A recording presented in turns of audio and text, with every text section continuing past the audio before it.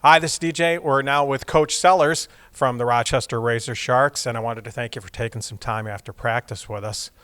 Tell me how the first game went, how Coach Iverson handled it, how you thought things went.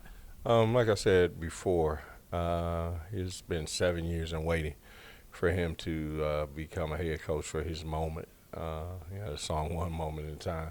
So he was prepared for this. He's a veteran of the bench anyway as an assistant, and he's had a couple times where he had to be the head coach. So I was impressed by the transition. I've been overall impressed by his demeanor.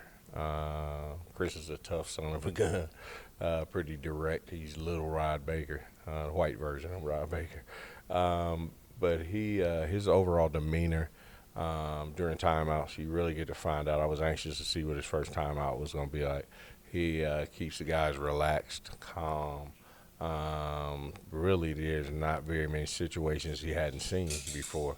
So as a coach, you just think up situations and scenarios in your head at night, and things come to you. I would imagine just like singers, get song lyrics in their head or whatever, and you write it down. Everything he jots down on paper.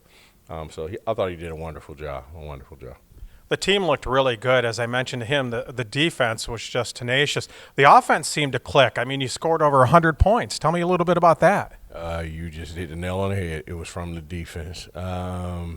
We were taught rotations by Coach Delio. Coach Delio is a rotation freak.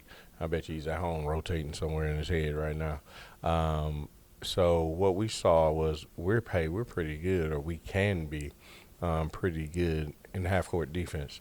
So with those two, and then Chris putting his finishing touches on it, we got to hang our hat defensively the rest of the year. Again, the cliche is defense makes offense, and I thought we saw that. We're still not shooting the ball very well. We spent a lot of time on it this week. You expect it to kick in at some point in time, but the defense has got to be there, and it made our offense. It seemed that the crowd was very excited, a little anxious at first with the coaching change. Let's talk a little bit about the crowd. I'd like to commend the crowd. The crowd, I don't know how many was there, but it sounded like a full arena. Obviously, Rochester fans have been used to winning by 35, 40 points or whatever. It's not that type of league this year. Buffalo is 4-0. They're good. Obviously, Kentucky's good. Providence is good. The teams in our division, I look at our division, it's pretty tough. You got to understand that Dr. Sayer and the owner from Kentucky, when they came together, they envisioned it being a tougher league, not a league dominated. It's not good for your league, when you're winning by 50 and 60. It's good for the fans. It's really good for an assistant coach sitting on the bench, because then all I got to think about is what I'm going to eat after the game. But if you're a fan of the game, you want to see a good game. And these teams come to play, as we said last week. These guys play hard, and they come to play. Buffalo's not 4-0 because they've been playing a bunch of wussies. They've been playing. And we need our fans tomorrow night, big time. They can go see the Globetrotter game, my former team, and then stay and see us afterwards, because we're going to need them. And they've been doing a wonderful job. As you mentioned, Buffalo's 4-0, and that's the next contestant. Yeah. What do you see as the keys to the game? What do you have to do to come out on top? The unknown is we don't know them. We're going to watch them tonight. They play Jamestown tonight. But, this first time through has just been tough because the unknown. So you have to worry about what you do, stick to your principles.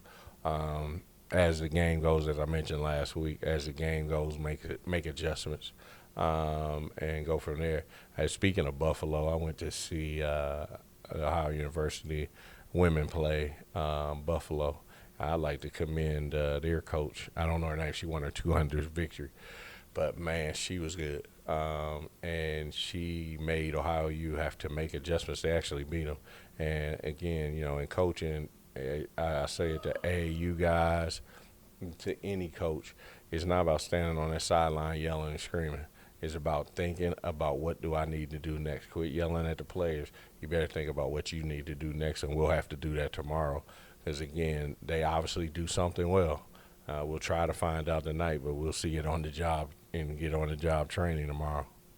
Well put. I wish you the best of luck tomorrow, and we'll see you at the game. Thank you. Thank you. Mm-hmm.